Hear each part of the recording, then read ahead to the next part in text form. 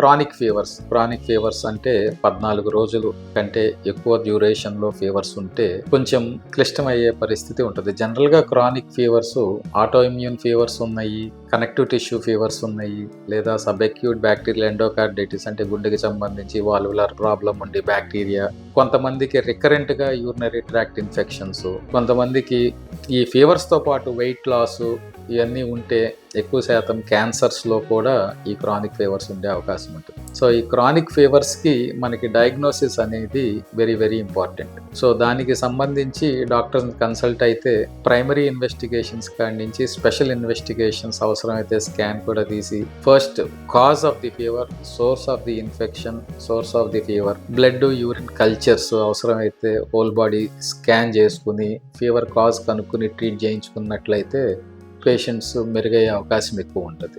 So chronic ఫీవర్స్లో డయాగ్నోసిస్లో ఒక్కొక్కసారి cancers కానీ, సబ్ఎక్యూట్ bacterial endocarditis, కొన్ని ట్రీటబుల్ ఫీవర్స్ ఉంటాయి, కొన్ని స్పెషలిస్ట్ ఫిజిషియన్తో పాటు ఆంకో ఫిజిషియన్ కూడా ట్రీట్ చేసుకోవాల్సిన ఫీవర్స్ కూడా ఉంటాయి.